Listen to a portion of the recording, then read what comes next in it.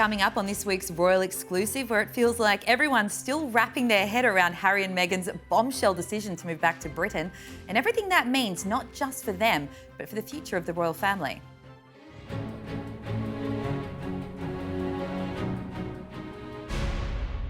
Welcome to this week's show, where the Sussexes are preparing to make Britain home again.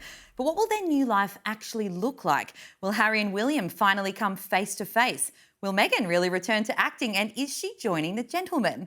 And with Harry still fighting for police protection, who should foot the bill, the taxpayer or Harry himself? I'm Brontë Coy, and joining me to unpack it all is former royal editor of The Sun, Charlie Ray, and joining us down the line is royal commentator Victoria Arbiter. Thank you both so much for being here.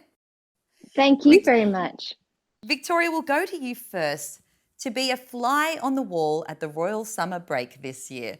With this news dropping, what do you think the atmosphere is up there at the moment? Is it anger? Is it panic? Is it excitement? Or total indifference? Well, I'm so glad you've asked this, Brontë, because with all the news swirling this week, there's been so much said that the royals have gathered for this royal summit in the style of the Sandringham summit back in 2020. That's simply not the case. This trip has been planned for a very long time. As we know, the royals traditionally gather at Balmoral for quality time together and a respite from that regimented and inflexible calendar. But sure, I think the Sussexes' return is definitely going to be a topic of discussion. But I don't think it's going to be these heightened feelings of anger, despair, panic, none of that. You know, the royals don't panic. That's not what they do. But certainly I think there'll be discussions going on in terms of how they're going to choreograph things, the delicate dance that's going to happen moving forwards, and the compromise that I think needs to be reached, because whatever Harry and Meghan choose to do, at this point, we don't know what that's going to be, but it's going to look semi-royal. And I think there's going to need to be a very clear line drawn in the sand so that there's no conflict of interest, so that there's no upstaging. And I think actions are going to speak louder than words, certainly in terms of the Sussexes and how their team chooses to move forwards. You raised so many good points there, and I want to get into a lot of them, actually, as particularly how it's going to look with this semi-royal appearance of Harry and Meghan. But Charlie, first, the palace is yet to respond officially or speak publicly on this. Should they at any point? Do you think that we will hear anything from them? No, I don't. I don't think they need to respond to it. You know, they're here. I think Victoria summed up, you know, what is happening up at Balmoral very well. There's no panic. As Victoria says, royals don't really panic all that much, to be perfectly honest. You know, Harry's coming back. The only person who's going to benefit out of this really in the long term is going to be the king himself, because he gets to see his American grandchildren. And that is the name of the game as far as he's concerned. Everything else, you know, doesn't really matter. We're still in limbo as to why they're coming over here. We don't know the actual reason. We're still in limbo about where they're going to go and live. We know they're going to go to schools in this country. And it's interesting that Harry has contacted the press regulator in this country, asking newspapers not to publish where the house is actually going to be, whether it's in the Cotswolds or Northampton, and more importantly, not to identify the schools. Fantastic. The papers may well agree to all that. But what about social media? You can bet your bottom dollar, as soon as the schools open up and you've got a young prince and a young princess at those schools, there's going to be mums and dads going on social media and talking about it, and the names of the schools will come out, as will where the actual house is going to be. I suspect the house that they're going into at the moment is going to be rented, and they may eventually buy something. But at the moment, it's all up in the air. Absolutely. You're right. It is up in the air. There are so many questions that have been raised by this news, and we will get deeper into it all, particularly around the living arrangements and the schooling.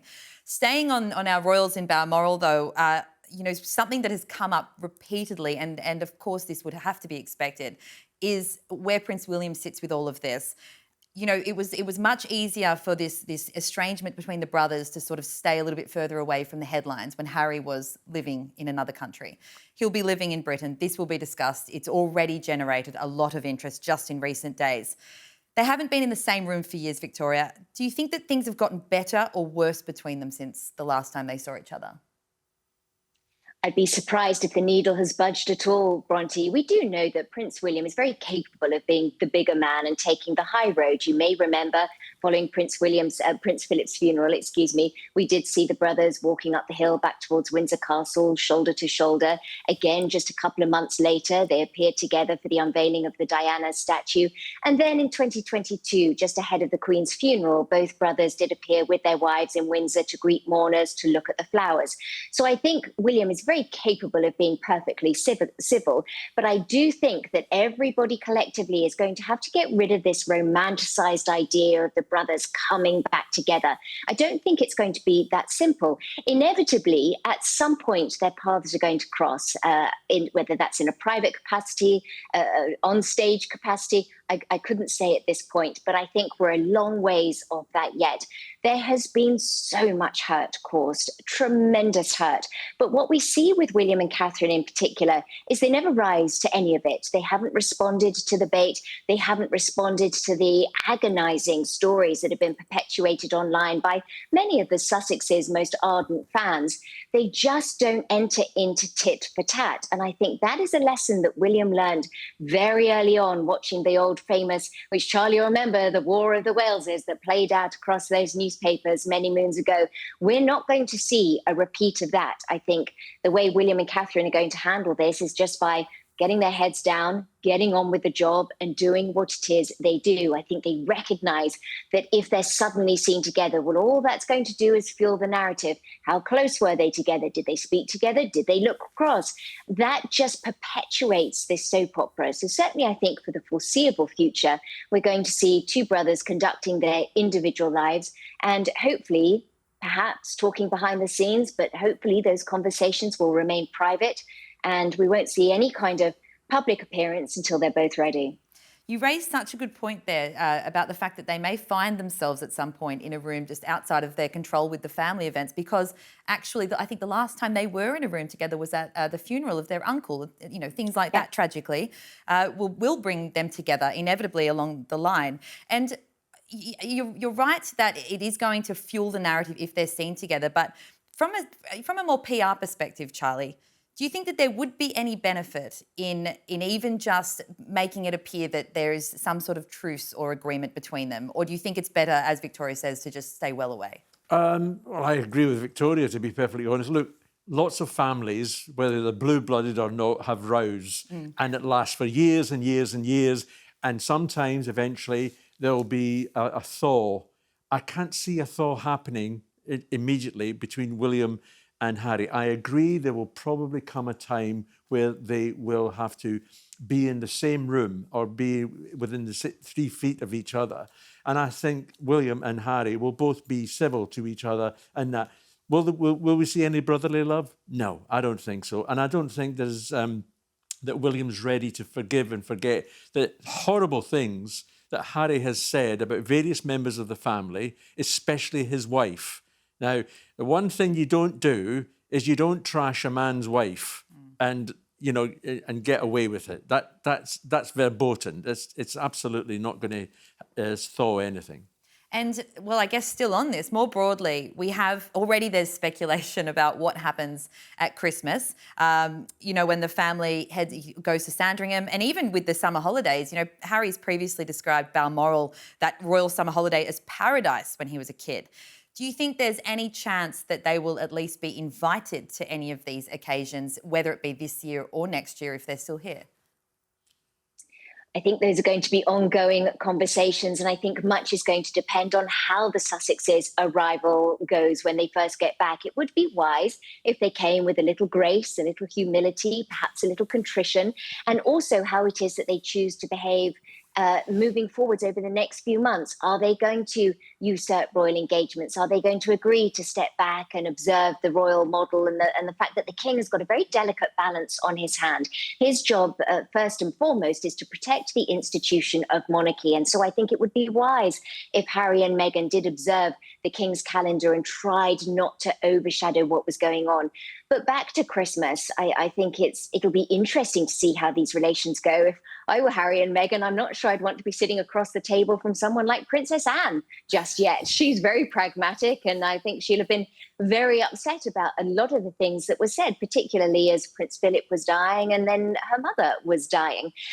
Harry famously turned down an invitation by the Queen to visit her in the summer of 2022 ahead of her death.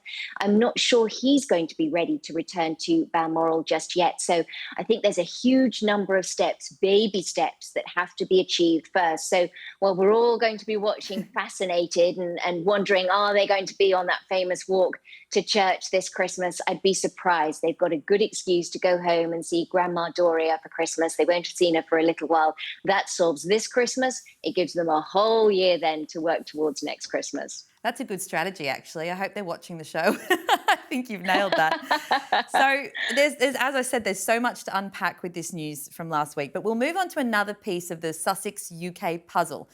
To recap, so I broke the story last week that Meghan is planning a return to acting. What I've been told is that there are a number of offers on the table she's considering, but there was one UK production, obviously being filmed here, that she was particularly excited about. And to me, because this news was quite surprising that they were moving back, it was a part of the puzzle to me of what Meghan was going to be doing here. But for anyone that missed the drama over the weekend, shortly after that, Deadline confirmed that it was The Gentleman, the Netflix show that is created by Guy Ritchie. But then ex-Vanity Fair editor Tina Brown tweeted that the deal had been withdrawn due to UK backlash, which sparked a real flurry of media speculation. Where it sits now, days on, is that I'm being told nothing has changed. The conversations, there have been no deals signed. But the conversations are ongoing exactly as they were last week when I first reported it. That could change before the show comes out. The Gentleman has been renewed for season 3, which is a crucial step. But with all of this going on, there's deals fall apart all the time, Charlie. But more broadly, if this comes to pass, what do you think of this career pivot by Meghan back into acting? Well, it's interesting because I'm reading this morning that season 2 of The Gentleman is going to be released on Netflix on September the 3rd. Now, interestingly, they've got a girl on there called Maya Jama, who's quite big for Love Island, has never had an acting job before, so this is going to be her first acting job. Is there going to be room for Meghan in series 3? Yeah, why not? To get Meghan in a programme, whether it's The Gentleman or something, that is a great publicity coup for whoever it is that organises that particular programme. So, yeah, I'm still hearing, like you, that the talks are still on, and it could well be that she will be doing, acting. If you remember, when she first went into the royal family, it was the Queen herself who said, look, if you want to carry on acting, carry on acting. Meghan was the one who said, no, because I'm going to be a royal superstar, which she was at the start, and then it all suddenly fell apart. So she's going back to, her base, if you like, of acting. If it's correct that I agree with you that these programs come along. And there's lots of talks, there's lots of leaks, there's all sorts of things that come up, and we only ever know whether it's real or not when we actually see that person on screen. And I think that's going to happen with Meghan. Yes, it's just more broadly in entertainment. Actors have actually turned up on set and still been fired after the first few days. So when the show comes out, we'll know it's happened. But as it stands, as you say, Meghan will apparently be season 3. And as I said, the fact the season has been greenlit in the middle of this little storm, amazing marketing by Netflix, well done. But that's obviously a crucial step. Victoria, it has been reported that any acting deal Meghan signs, for example, The Gentleman, could be worth over £1 million for her. So that's obviously a lucrative job for her to be stepping back into. And Charlie's touched on it there, but for a streaming service or a studio, Meghan is obviously a polarising figure. Do you think that the return on investment is going to be worth it? Do you think that it will encourage people to watch the show whether they like her or don't like her? Or as Tina Brown initially wrote, do you think it would be something that would spark backlash that they would be afraid of? Well, first of all, epic scoop, Brontë. That was an amazing scoop. And actually, for me, it solved the final piece of the puzzle because until Meghan was in the UK just this last July, she hadn't been back on British soil since the Queen's funeral over 4 years before. So I was wondering what is in it for her, beyond loving her husband and wanting him to be able to spend more time with his family. To answer your question, I think Guy Ritchie's not going to be remotely fazed about backlash. He's a classic newsjacker. He's very, very smart when it comes to marketing. Everybody's talking about The Gentleman this week. Charlie just pointed out the day that it drops. I mean, could it be better in terms of marketing? We do know that Meghan is part of the Netflix family, so this works in terms of cross-promotion. But we also know, certainly from the first season of With Love Meghan, whether people love her or hate her, there is endless fascination. Her fans would tune in if she were opening an envelope. They would say it was the best opening of an envelope they had ever seen in all their lives. But equally, there are people who are curious. They just want to see, what will it be like? How will she be cast? What kind of scenes will she be taking part in? So I think the question will be whether or not she's able to sustain the audience. It's one thing for the first couple of episodes to do really, really well, but she's going to have to knock it out of the park. And in this instance, that's very nerve-wracking, I would say, for any actor, knowing that you're going to be judged and everyone's going to be talking about you on social media. I mean, she's used to that at this point, but it would certainly got to get a huge amount of attention. And I think it would be a fabulous marketing tool for whoever landed her for their project. So yes, I think it'll bring a lot of eyeballs to begin with. That itself is incredibly valuable, but then it's going to be whether or not she can sustain that audience. With Love, Meghan didn't. So this is going to need sort of the added team around it, and Guy Ritchie's very popular. So maybe that's the way to do it, have a smaller part in a bigger production. I'm so glad you raised that point about the intrigue, because of course there would be a burst, whether even people that hate her would want to see what it was like, particularly because she's in a creative space. There's a vulnerability to that for her. She's really going to be putting herself out there. So I'm glad you raised that because that is what's going to be so interesting to see if she can sustain it with her performance.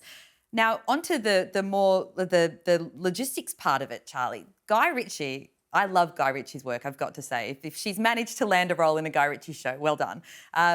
He's quite risque, though. A lot of his work and the dialogue and the storylines, he pushes the boundaries. What kind of role do you think Meghan would? I'm told she's really excited about whatever this is. What kind of role do you think would be enticing her back into acting, and what should she do? That's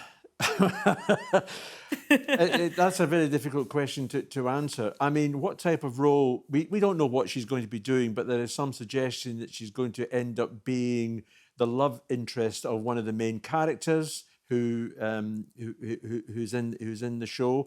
That could well be the case. I mean, how's Harry going to be feeling it like watching that on television? He said he hated it in Suits when she had love scenes. You're right to say that. He did not like it in Suits at all. So that'll be very interesting.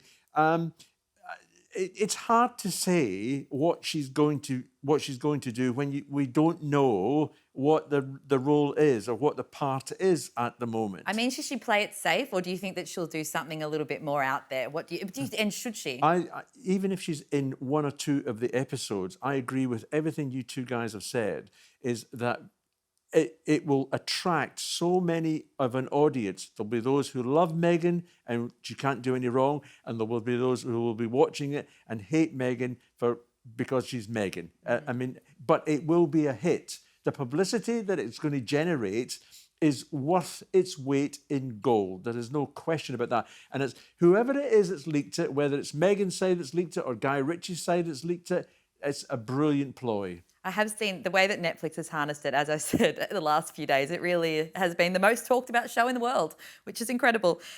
Victoria, wow. I think this story did come as quite a surprise to many, myself included, because she said only in 2022 to Variety that she really had no interest in ever returning to acting. And obviously 4 years on, here we are. What do you think this says about her US-based businesses, and particularly, I mean, As Ever, for example? Do you think that indicates to you about how all that's going?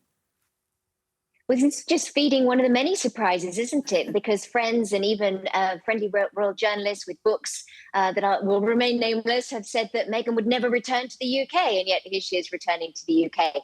So I think what this says is Hollywood is a very fickle town, and I think it has been challenging. I did see one brilliant editorial the other day. I'm sorry, I can't remember who wrote it, so I can't give them credit, but it was talking about the fact that so many people might be good in one particular sphere. So they turn up in Hollywood and think, well, I can do that, and I can bring my fame from this element into this element, and it doesn't work. Hollywood is also famously allergic to any kind of negativity, and so I think the well has run dry a little bit in the US, and so perhaps coming home and reigniting that interest. For Harry, he gets to do that in terms of his charitable work. Meghan gets to do that by reigniting and redusting herself with the royal adjacency Stardust. That then allows other opportunities to come forward. So I think she would be wise to do, as Charlie mentioned, maybe it's a smaller role in just a couple of episodes just to get back on the screen, not as a cameo. We know she's got that cameo coming up where she's playing herself in that film, Close Personal Friends. It's a Lily Collins film. That's Meghan being Meghan. I don't think that's going to fuel any further work. But I think if she does a good job and she's well received and she's critically acclaimed, because it's the critics that really matter, that's when Hollywood might sit up and listen again and maybe show a modicum of reinterest in offering her other projects. The problem is the conversation surrounding Harry and Meghan has been so polarizing, so negative. We've had her being called a grifter. We've had Netflix dropping the initial plans, Spotify dropping them. That doesn't speak to a level of talent that other producers are going to feel confident about. So again, I think it's about making really wise choices. I would err in favor of not doing love scenes. I think that opens a whole realm more of trouble. But doing something that she can be excited about, that she can get lost in, that she can really show off her acting chops, that would probably do her a lot of favors in terms of then going back to America and being offered other opportunities. And it's a brilliant point you make, because for any figure at all that receives any kind of backlash or criticism, the best solution to it is simply to excel in the field. So the only hope she really has, as you say, of quietening the noise around her is to do it really well. So that's what we'll find out. We'll be watching very closely. Someone else who will be watching very closely, I'm sure. The Palace and senior royals. Charlie, what do you think they're making of Meghan's return to acting? I think some of them will be holding their heads in their hands, to be perfectly honest, that the fact that she's going to go back to acting and the fact that they're both coming back over here. I think it's caused a few flutters at the Palace, which is different to the flutters that it will cause within the family. So they'll just keep their heads down and won't be reacting at all. I'd be surprised if they put out any statement whatsoever on behalf of the royals or anybody. They'll just hope that Meghan and Harry, when they come here, will set themselves up and will not cause any problems for anybody. Again, we'll have to wait and see how that plays out. We'll move on now, because another major aspect of this UK move, and one that has the British taxpayers talking, of course, is the issue of security. Now, Harry made it very clear as recently as last year that he didn't feel safe bringing his whole family back to Britain. We also heard at the end of last year there was going to be this long-awaited threat assessment into Harry that hadn't happened since before he left the UK back in 2020. Now, over the weekend, it emerged that risk assessment had finally happened, although we don't know the results yet. And my understanding is from these reports that that happened before Ravek, the body in charge, knew that they would be living here permanently. There's a lot happening with security, sorry, so bear with me. But that's as we understand it, I believe. But Charlie, so as I say, we don't know what is going to happen, but obviously the conversation around the level of security he should get and whether taxpayers fund it, that is a big conversation here at the moment, sparked by their move. What's your view of it? Ravek completed their assessment in July, and they haven't told anybody. I don't even think they've told Harry and everything. But you're absolutely right. That was based on Harry coming over here every so often, dipping his toes in, doing his charity work, and they have assessed before that he didn't need the security. They've now got to look at it again because this time, guess what? Harry, who said he would never bring his wife and family over to Britain ever again, is now bringing them over again, and they're probably going to live in the Cotswolds. So they will have to have security. Now, the big question is, should you and I and the viewers pay for it? The answer is no. He has his own private security in the States. Admittedly, they can carry guns over there. If they have them over here, they cannot carry guns, but there is a private security, a very famous private security firm over here that does celebrities and, for all we know, does it very, very well. We're not going to see Harry and Meghan dropping the kids off at school and being photographed or anything like that. So the security that they will have to pay for. Now, if it's the Metropolitan Police who had to provide it, you and I and the viewers would have to be paying something like £5 million a year for it. Harry in the States pays something like £2.5 million because he lives in a gated community area, which is difficult. Even though he's had a couple of, intrusions, it's been stopped right at the start. So at the end of the day, people in Britain do not want to pay for Harry's security. They are not working members of the royal family. And, any problems that Harry has had, he's been brought on himself. He was the one who in his book Spare who was boasting that he'd killed 26 Taliban. That's not a smart move for any soldier, to say things like that. So I think he's going to have to pay for it. And I think people will be very, very annoyed if we have to dip our hands into the public purse. I think that one sentence you've said has summarised the situation perfectly, which is that British taxpayers don't want to pay for it. We have seen that, of course. This has been a huge conversation. Sure. The story that came out over the weekend was about Harry's security with the latest update. Indicated that he feels that it shouldn't, Victoria, and I'll go to you on this one. He feels it should not be treated as a perk of the job, so therefore obviously linked to working for the royal family, but instead as a result of something that he inherited at birth and didn't have a choice in and will live with for life, which is that he's the king's son. Now that's what he's putting forward. So it's not about, so in terms of it not being attached to working for the monarchy just by manner of who he is. Is that a fair position for him to take? Do you see any merit in that argument? I see 2 points here, Brontë, so bear with me. First of all, I want to make it very clear that RAVEC is not a petty committee.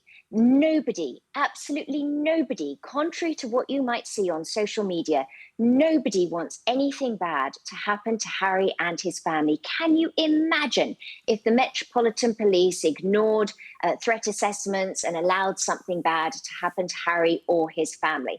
So I do want to make it very clear that they're not in the business of punishing Harry or saying, no, you can't have it because you left and our feelings are hurt. That's not how it goes. They are relying totally on threat assessments. Now, in terms of Harry's perception that he was born into this may be a controversial opinion, but I think former Prince Andrew could say the very same thing. He fought in the Falklands. He was a decorated service member who did see combat. Arguably, given the crimes that have been alleged against him, there is a tremendous threat towards him.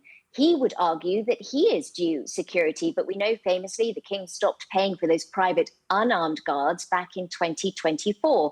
I think we have to look at these each on a case-by-case basis. I think Harry's fears are very real. I think they stem back to many, many years and are perhaps, I'm not going to psychotherapy him right here, but I think these fears stem back to what happened to his mum, that desperate desire to protect his family. There has been online discourse that has been threatening. They are polarizing figures. Some of their own fans have been accused of being fixated and turning up in court and making him feel uncomfortable. So I see all the reasons why Harry feels threatened, but I think he's going to have to trust in the system and know that RAVEC are not going to do anything that puts him at threat. As Charlie rightly mentioned, Harry has the means to continue to pay for that security. Yes, it is unarmed, but Kim Kardashian feels safe with them when she comes over. Any number of other figures feel safe when they come over and they are protected by that security. There's a huge number of celebrities that have daily threats against them that are using that level of security. So I think we're going to have to wait and see in terms of what RAVEC decides. What is going to be complex in the first few months, certainly of Harry and Meghan's arrival, is that there is going to be a total three-ring circus around them because the interest is off the charts. So it may be that it's done on a case-by-case basis. And I think that that's going to be something that the police, the security services and Harry's own team are going to have to figure out as they go, as they see what the interest is like, if they're being harassed, if they're being hounded, or if they're simply being left alone. It does feel like a situation that is constantly evolving. We don't, as you rightly point out, we don't know where it's all landed yet because the situation was before we knew they were going to be living here. So you're right, we will have to wait and see. But it's clearly got a lot of Britain fired up, and you can understand that the attention will be on this issue for some time until. Can I just mention, Victoria made a point about Princess Diana. Princess Diana died because she was the one who gave up her own bodyguards. You know, it wasn't the Queen, it wasn't Charles, no one had taken him away. So she herself decided to dispense with her bodyguards. So, you know, I don't think it's a valid point that Harry sees what happened to Diana. It's a completely different scenario. I do understand that point. Sorry, Victoria. No, it's a No. I see exactly what you're saying, Charlie. I think when I say that, it's not about her, because you're right. Yes, she chose to give up her security guards, and Ken Worf, who famously protected her for years, has been very vocal in terms of the fact that if she had held on to her security, you never say never, but the procedures and the protocols followed that night would have been very different indeed. I think when I said that about Harry and what happened to his mum is not that night in particular, but in his view, in his younger mind, his memory, his childhood memory is of her being hounded. The celebrities and royals are not hounded in the way that they were back in Diana's day, simply because it's not allowed. The newspapers are not allowed to print paparazzi pictures. They're not chased down the street. You would never see Meghan leaving the gym in the way Diana did with her tennis racket over her face being chased, because it's not allowed.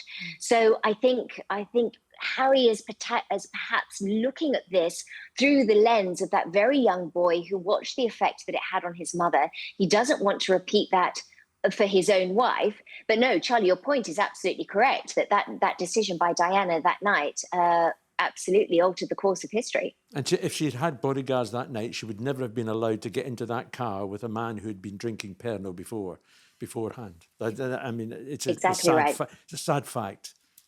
You both raise really good points, and as I said, this is a conversation that will be ongoing. We will need to move along because I want to talk to you about on the practical level what we think Harry and Meghan's life will look like here in Britain, because there are some huge events coming up. Remembrance Sunday, Catherine's Carol concert at Christmas, Christmas at Sandringham, as I mentioned earlier. Will Harry and Meghan want to be involved in any of, for example, the public-facing royal gatherings? Will they want to be involved in any of those, or will they stay well away? Well, I don't think they'll be invited to Sandringham at Christmas for a start off, because what I'm hearing is they intend to spend this Christmas in Montecito with Doria. So that takes care of that problem. I can hardly see them being invited to Catherine's Carol concert. And I don't think they'll be invited to the Remembrance service at all. These are quite public royal events that happen, and I don't think they'd be welcome there. Can you imagine at the Remembrance service, if Harry and Meghan were there, what boos may happen?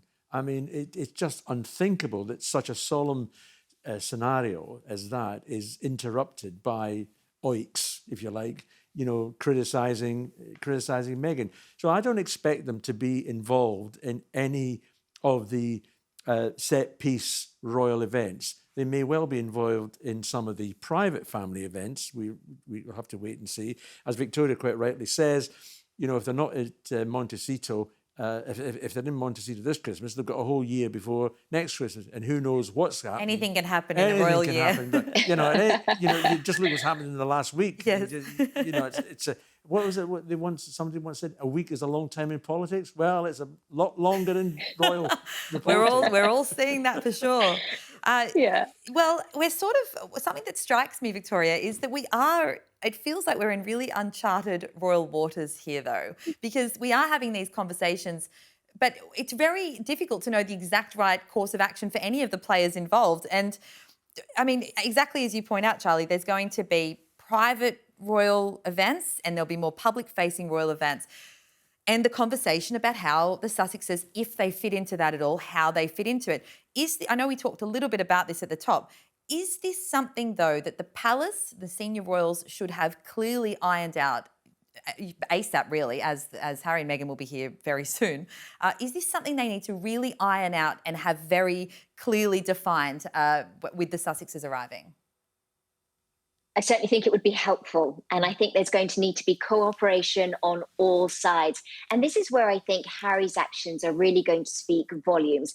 Harry has talked so much about wanting reconciliation. And I think part of that reconciliation is going to be dependent on trust, making sure that he doesn't speak any more about his family, whether in interviews, magazines, whatever that might be.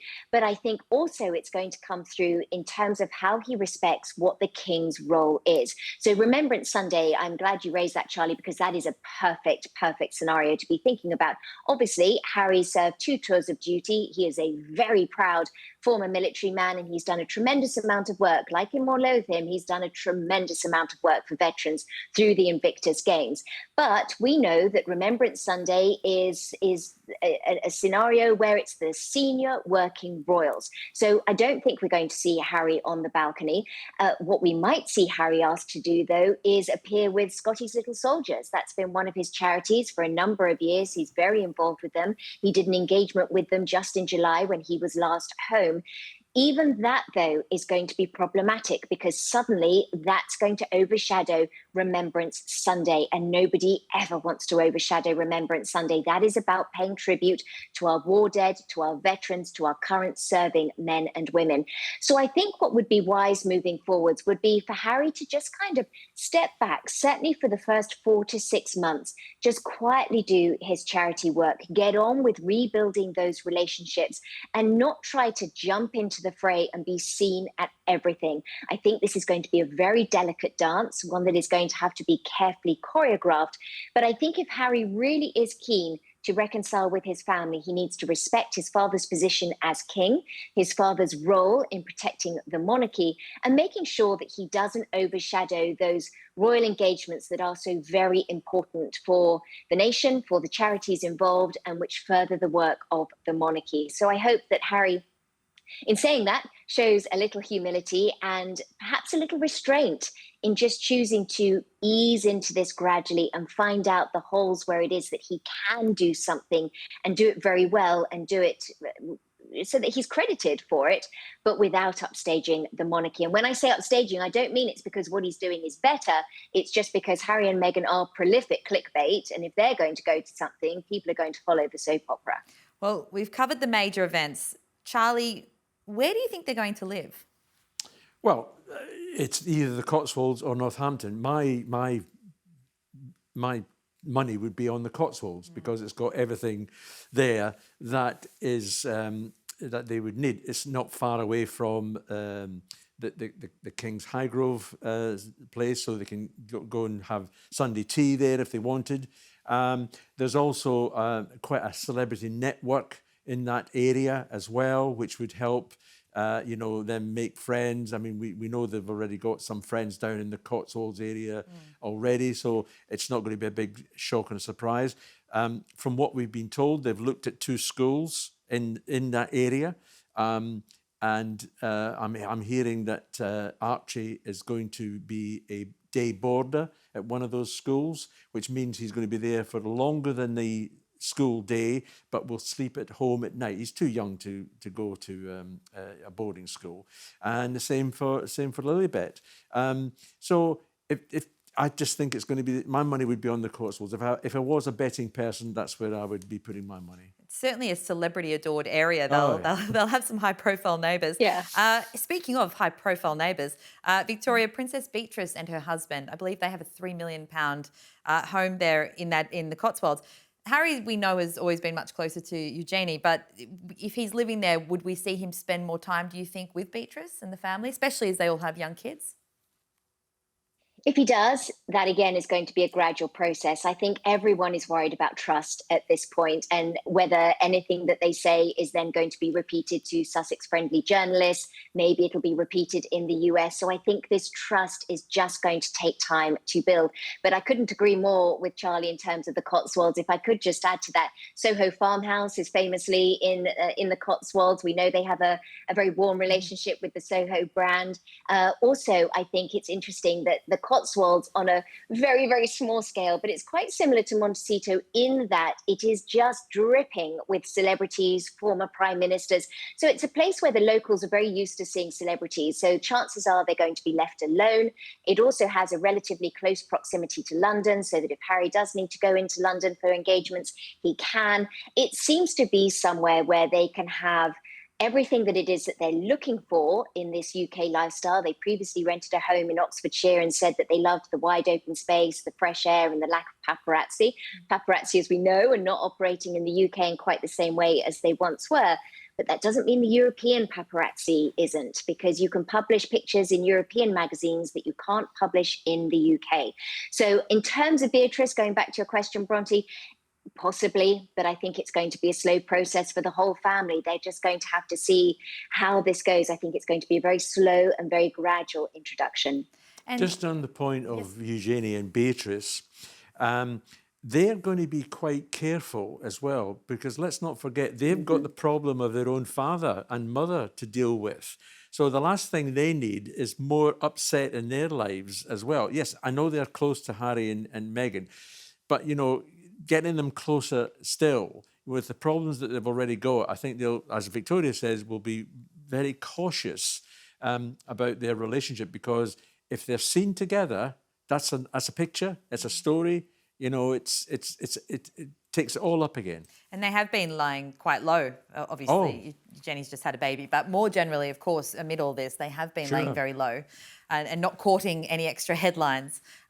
So you mentioned schools, actually, and I want to stay on that for a minute. It's been widely reported that Harry's desire to have the kids in the British education system is a big factor in this move. That's what we're being told. So back in 2022, Meghan told The Cut that she wouldn't have been able to drop her children at school in Britain, quote, without it being a royal photo call with a press pen of 40 people snapping pictures.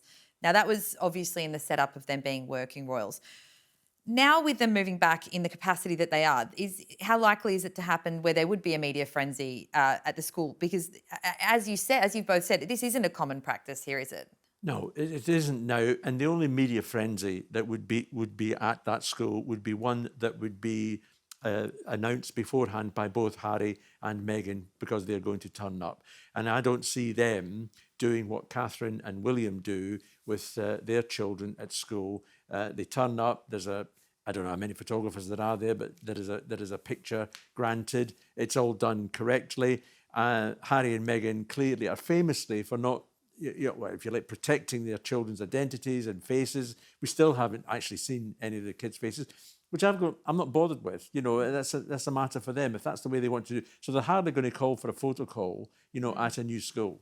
So you're saying they will have control over this? And yes. Absolutely. What they won't have control over, as I said earlier on, is the many parents who will be at these schools who will think, oh, hang on a second, we've got a bit of royalty at our school. That's a big kudos for a particular school, and you can bet your bottom dollar it's going to be all over social media. It is interesting you say that, just to divert slightly, because Harry and Meghan are obviously viewed very differently by the British public than William and Catherine. But William and Catherine, Catherine does the school run all the time, we're told, and she goes to school events and is very involved in that. And there seems to be a perimeter of privacy created for her by the other parents. But again, they are viewed very differently by the British public than Harry and Meghan. So to your point, it will be really interesting to see if they are treated, what you're saying is more like how a celebrity would be treated as opposed to the future king. So yeah, you raise a very good point. Victoria, before we move on, do you think that Harry's keen to replicate his own schooling? I think that's a really interesting question, Brontë. And I say that as someone who raised my son in New York City. And he had an amazing childhood. And I'm very grateful for all the opportunities he had there. But oh my gosh, did I miss the nativity play, the school concerts, the school sports days? There were all those elements that just didn't exist in American schools in the same way that they existed in the UK. And I missed them. I loved school. I absolutely loved it. And there were elements of my childhood schooling, particularly my primary school, where you're building camps in the school fields that I really wish my son had had. So I can do see an element of that for Harry. I don't know that he was as happy at Eton, but of course he went to Eton after he'd lost his mum as well. There's a lot that will have informed that. But I think he really enjoyed his primary school years, and he's still very close to some of his primary school friends. We also know that Harry is an ardent rugby supporter, and he probably would really love to see Archie playing a bit of rugby. So I think that there is something to be said for, as a parent, there are things that you want to bring from your own childhood or that you would recognise, whatever that might be, whether it's from the school uniforms to the sports day to the nativity play. And I know school is obviously changing all the time to make sure that it's inclusive for all religions and everything else. But I do see that being appealing to Harry. I definitely do.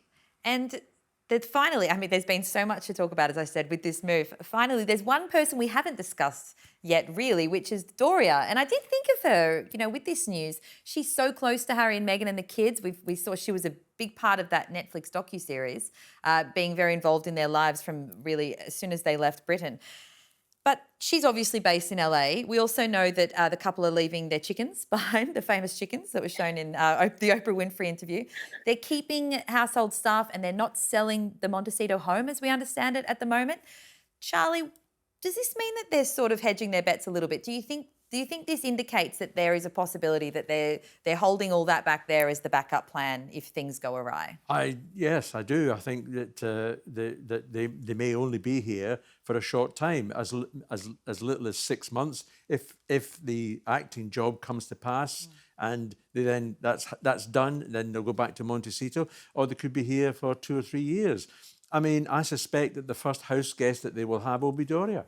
To be perfectly honest, I suspect she'll be over here because we know that they're very close, and it's a great pity. I keep on saying this to you, but it's a great pity that she does not repair fences with her own father, which it's a great shame. I mean, everybody keeps on talking about the relationships that with the king and everything else, but there's another grandfather out there who not only has he not met his grandchildren, he hasn't even met his daughter's husband. Yes. Which is absolutely ridiculous, and he's been going through the mill, as we know, with medical problems and having a leg taken off. So, yeah, no, I suspect that Doria will be over here, and I believe that they will be going over here. I firmly believe that they'll be back in Montecito at Christmas anyway, which is only 2 or 3 months away. Okay, well, a quick prediction from you, Victoria, as well. We've got Charlie's prediction. How long do you predict Harry and Meghan will be in the UK? Oh, gosh. Well, okay, I've got to go a month at a time. I think Harry would like to stay for a while. I say this as an English person. I love my homeland. England is still home. But Meghan, a California girl in England in February, I think that's going to be rocky. I really do. I also think it's like we're reversing the isolation a little bit now. Harry was so isolated in Montecito in terms of being away from his family and friends. Meghan is going to have a similar experience in the UK. So I think what we're going to see is Meghan probably going back a little bit more often, simply because she's also got her business to run with as ever. And Netflix, there's the First Look deal. Hopefully she'll be acting a little bit more. I think they're going to be a pretty transient family. But at the moment, I think Harry has these kind of googly-eyed impressions of being in England for a while. If the press intrusion becomes too much, then I think they'll be hightailing it back to Montecito, which, to both of your points, I think that's why partly they're also holding on to that home for now. Okay, brilliant, guys. We're going to move on to our quickfire questions now. So, as the name suggests, just quickly give me your thoughts on the following queries. We've got, obviously, Harry and Meghan have decided to leave their chickens behind in the US, as I mentioned.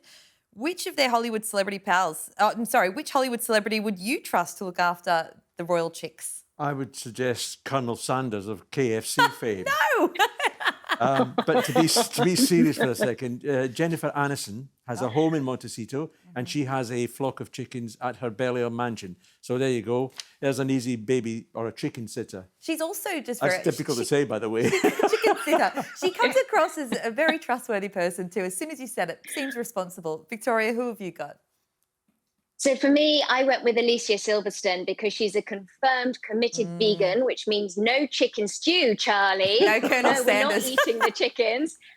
And also she's mad for animals. She's crazy about animals. So as much as the chickens are enjoying clucking on palos at their Montecito compound, I think it'll be next level with Alicia Silverstone. Great answers, guys. Harry and Meghan could potentially be at a Sandringham Christmas at some point, even if it's not this year. What Christmas present could they gift the king, Charlie? Don't turn up. That's that simple. Just don't turn up. All right, well, don't mince words. Victoria, what have you got? So I went a little tamer here, but a little tongue-in-cheek. So the royal family famously love playing board games. It's known that they can't play Monopoly because they get far too argumentative and they're far too competitive. But there have been special editions of Sorry. There is the Disney version. There is the Star Wars version. How about a royal edition of Sorry? So sorry I let you down. Sorry I spoke to the press. Sorry I published my book. I mean, it could run the gamut. So sorry. Do you know what? I think that you should get the trademark on that, because I feel here in Britain that may be a bestseller. Brilliant answers, guys. I really appreciate the chat. It was amazing insights from both of you, and I'm so grateful for your time. So thank you. Pleasure. Thank you. Thank you very much. Thank you. That's all we have time for on this week's Royal Exclusive. Thanks to my guests, Victoria and Charlie, and thanks to you for watching. And as always, remember to comment as well as subscribe to us here on Royal Exclusive YouTube channel for the latest royal news. See you next week.